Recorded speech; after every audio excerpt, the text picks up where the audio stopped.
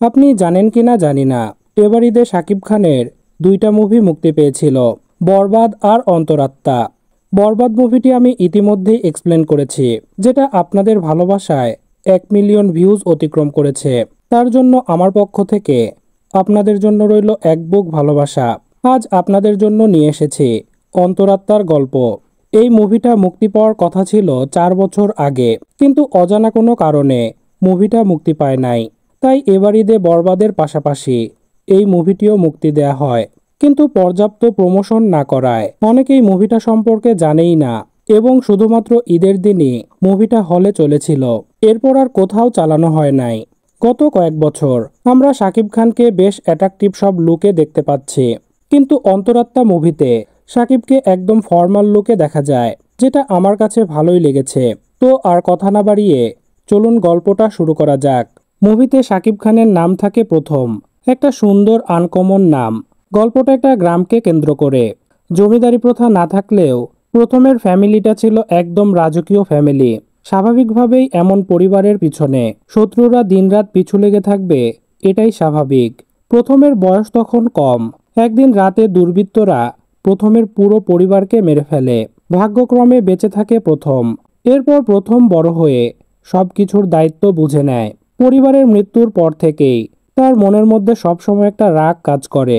প্রথমের যদি মনে হয় যে কেউ তাকে নিয়ে ষড়যন্ত্র করছে, সে তাদেরকে একদম শেষ করে দেয়। এই গল্পের ভিলেন হলো প্রথমের বন্ধু জাকের, যাকে প্রথম অন্ধের মতো বিশ্বাস করে। কিন্তু জাকেরের লোভ হলো প্রথমের সম্পত্তির দিকে। প্রথমকে সব সময় ভুল বুঝিয়ে অস্থির করে রাখাই জাকেরের কাজ। তাই দেখা যায় এত অর্থ সম্পদ থাকার পরও প্রথমের মনে শান্তি ছিল না। মাঝে মাঝে সে একটা আপনজন, একটা পরিবারকে মিস করে।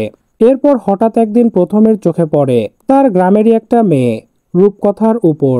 এই মুভির নায়ক নায়িকার দুইটা নামই আমার কাছে বেশ ভাল লাগছে, এমনকি নায়িকাটাও বেশ সুন্দরী। অন্তত ইধিকা পালের চেয়ে যে সুন্দর, এটা মানতেই হবে। আপনাদের কাছে নায়িকা এবং নাম দুইটা কেমন লেগেছে কমেন্ট করে জানাবেন। যাই হোক, রূপকথাকে দেখেই প্রথম তার প্রেমে পড়ে যায়। রূপকথা সেদিন আম কাটা ছুরি দিয়ে কিছু ছেলেকে ভয় দেখাচ্ছিল, আর প্রথম দূর থেকে সেই দৃশ্যটা দেখছিল। সেদিন আর দুজনের কথা হয় না। এরপর ওই গ্রামের একটা মেয়ের সাথে প্রথমের বন্ধুর বিয়ে হবে, তো প্রথম বরযাত্রী হিসেবে বিয়েতে যায়। তখন দেখা যায় রূপকথা মেয়েটা কনেপক্ষের হয়ে গেট বন্ধ করে দাঁড়িয়ে আছে।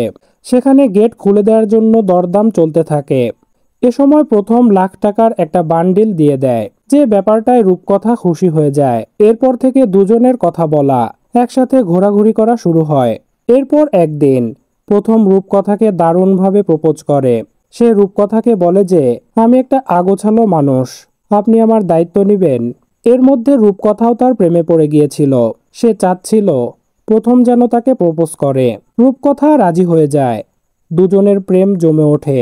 এবার প্রথম রূপকথাকে বিয়ে করতে চায়। প্রথম তার বন্ধু জাকের ও তার ম্যানেজার চাচাকে নিয়ে বসে এবং প্রথমের ভালো লাগার কথাটা জানায়। জাকের তো চুপ করেছিল, কারণ সে চাচ্ছিল প্রথমকে সরাতে পারলেই সবকিছু তার। কিন্তু এখন আবার আরেকজন আসবে। যাই হোক, প্রথমের চাচা বলে যে এই বাড়ির জন্য রূপকথা একদম উপযুক্ত।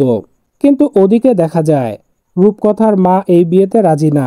সে বলে যে, যে পরিবারের মানুষ রাতের অন্ধকারে লাশ হয়ে পড়ে থাকে, আমি জেনে শুনে মা হয়ে ওই আগুনে আমার মেয়েকে ফেলতে পারবো না। কিন্তু রূপকথার মায়ের এই বাধা দেয়াতে কাজ হয় না, কারণ রূপকথা সাফ জানিয়ে দেয় সে বিয়ে করলে প্রথমকেই করবে। এরপর রূপকথার মায়ের অমতে নিজে থেকেই প্রথমকে বিয়ে করে নেয়। পূর্ণতা পায় দুজনের ভালোবাসা। প্রথম রূপকথাকে কথা দেয়, তোমাকে শুধু আমি স্পর্শেই রাখবো না, রাখবো আমার শক্ত বাঁধনে, অনেক আদরে, অনেক মমতায়। দুজনের দিনগুলো স্বপ্নের মতো কাটতে থাকে। ছোটবেলায় পরিবার হারানো প্রথম নতুন করে সুখের দেখা পায়। ওদিকে ঘরের মধ্যেই ঘাপটি মেরে থাকা প্রথমের বন্ধুরূপী শত্রু জাকের ঠান্ডা মাথায় প্ল্যান করতে থাকে কিভাবে দুজনের মধ্যে ঝামেলা বাঁধাবে। তাকে বলতে দেখা যায় সিংহ আর আসন দুইটাকেই নিয়ন্ত্রণে রাখতে হবে। প্রথম রূপকথাকে বিয়ে করার পর কিছুদিন ভালোই কাটছিল। এরপর জাকেরের প্ল্যানে প্রথমের ব্যবসায় লস হতে শুরু করে। জাকের শ্রমিকদেরকে আন্দোলনের জন্য উস্কে দেয়। সব মিলিয়ে তালমাটাল অবস্থা। আর এই অবস্থার জন্য জাকের প্রথমকে বলে যে তার বউ রূপকথা এসবের সাথে জড়িত থাকতে পারে, কারণ রূপকথাকে প্রায়ই প্রথমের ব্যবসায়িক পার্টনারদের সাথে কথা বলতে দেখা গেছে। ধীরে ধীরে রূপকথার প্রতি প্রথমের সন্দেহ বাড়তে থাকে এবং দুজনের মধ্যে টুকটাক ঝামেলা হতে থাকে। ধীরে ধীরে দুজনের মধ্যে ঝামেলাটা চরম আকার ধারণ করে এবং প্রথম রূপকথার সাথে কথা বলা, একসাথে থাকা বন্ধ করে দেয়। দুজনই কষ্ট পাচ্ছিল, কিন্তু কেউই নিজে থেকে সমাধানের চেষ্টা করছিল না। আর এমন মানসিক টেনশনের মধ্যে প্রথম ঠিকমতো বিজনেসের দেখাশোনা করতে পারছিল না। তাই সে জাকেরকে ব্যবসার সব দায়িত্ব বুঝিয়ে দেয়, যে দিনটার জন্য জাকের অপেক্ষা করছিল। প্রথম আর রূপকথার মধ্যে এভাবে কিছুদিন চলার পর রূপকথা সিদ্ধান্ত নেয় যে সে আর এই বাড়িতে থাকবে না, বাবার বাড়ি চলে যাবে। আর একদিন সে ব্যাগ গুছিয়ে বাবার বাড়ি চলে যায়। কিন্তু সেদিন রূপকথার মা রূপকথাকে ভেতরে যেতে দেয় না। সে সাফ জানিয়ে দেয়, যেহেতু সে একা বিয়ে করছে, তাই এই বাড়িতে আসতে হলে যাকে বিয়ে করছে তাকে সাথে নিয়েই আসতে হবে, তা না হলে এই বাড়িতে রূপকথার জায়গা নাই। নিরুপায় রূপকথা আবারও বাড়ি ফিরে যায়। প্রথম জাকেরকে শুরু থেকেই অন্ধের মতো বিশ্বাস করে আসছিল। একদিন শ্রমিকদের অভিযোগের ভিত্তিতে জাকেরের উপর প্রথমের সন্দেহ হয় এবং সে অফিসে গিয়ে প্রথমে ম্যানেজারের কাছে কিছু হিসাব চায়। তখন ম্যানেজার জানায় যে জাকের সাইন করে অনেক টাকা তুলে নিছে। প্রথম আর একজনকে খুব বিশ্বাস করত, জহির চাচা, যে কিনা প্রথমকে ছোট থেকেই দেখে শুনে রাখছে। সেও প্রথমকে কিছু ফাইল দেখায় যেখানে জাকেরের দুর্নীতির স্পষ্ট প্রমাণ রয়েছে। এবার আসে সেই মুহূর্ত। এতদিন ছায়ার মতো হয়ে ঘাপটি মেরে থাকা শত্রুর আসল রূপ সামনে আসে। প্রথম সবার সামনে জাকেরকে বলে, আমার চারপাশে মিথ্যার আবরণ তুলে রেখেছিস, আমার পরিবারের উপর হিংসা, ক্রোধ, ঘৃণা জমিয়ে রেখেছিস, লেখাপড়ার নাম করে হাতিয়ে নিয়েছিস লক্ষ লক্ষ টাকা। শুধু তাই নয়, কৌশলে অনেক সম্পদও লিখে নিয়েছিস। আচ্ছা, কি দেই নাই তোকে? রাস্তা থেকে তুলে এনে প্রাসাদে বসাইছি, সামাজিক মর্যাদা দিছি, ভাইয়ের অধিকার দিছি। প্রথম দলিলপত্র রেডি করেই রেখেছিল এবং জাকেরকে বলে যে গোপনে যা যা নিয়েছিস সব ফেরত দে, সই কর। জাকেরের কিছুই বলার ছিল না। মনটা খারাপ করে বাধ্য হয়ে সে সই করে দেয়। প্রথম বলে, আমি চাইলে তোকে চৌরাস্তায় টানিয়ে রাখতে পারতাম, কিন্তু করলাম না। বাকি জীবনটা জেল হাজতেই কাটা গিয়ে। জাকের উঠে চলে যায়।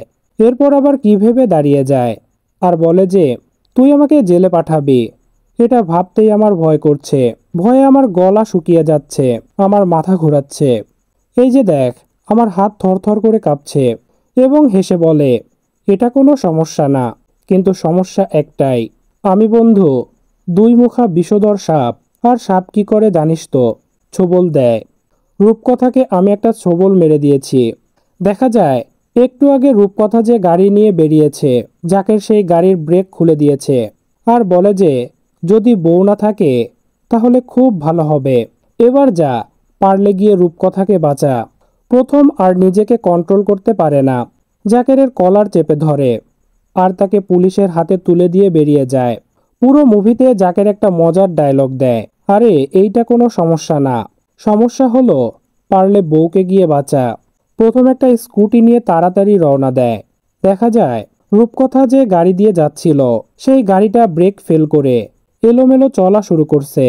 প্রথম দূর থেকে সেটা দেখে, কিন্তু কিছুই করতে পারে না। আর রূপকথার গাড়িটা একটা হোঁচট খেয়ে উল্টে যায়। গাড়ি থেকে আহত অবস্থায় কোনো মতে একটু একটু করে বেরিয়ে আসে রূপকথা। আর প্রথম স্কুটি ফেলে দৌড়ে রূপকথার কাছে চলে আসে, কিন্তু ততক্ষণে রূপকথার কোনো সাড়া নেই। প্রথম কান্নাজড়িত গলায় খুব করে রূপকথাকে ডাকতে থাকে, কিন্তু সেই ডাকে রূপকথা আর সাড়া দেয় না। প্রথম এবার তার ভুল স্বীকার করে আর বলে যে আমার অনেক বড় ভুল হয়ে গেছে, একবার তাকাও না আমার দিকে। তুমি না আমার দায়িত্ব নিয়েছিলে, সারা জীবন আমার পাশে থাকবে বলেছিলে, তাহলে আমাকে একা ফেলে কেন চলে যাচ্ছ?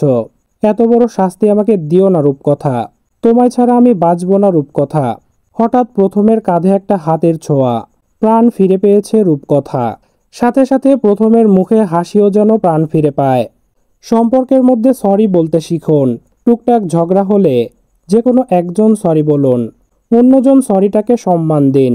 কথা বলা বন্ধ না রেখে ঝগড়া করুন, তবুও কথা বলে মিলে যান। চুপ থাকা কেবলমাত্র দূরত্বই বাড়ায়।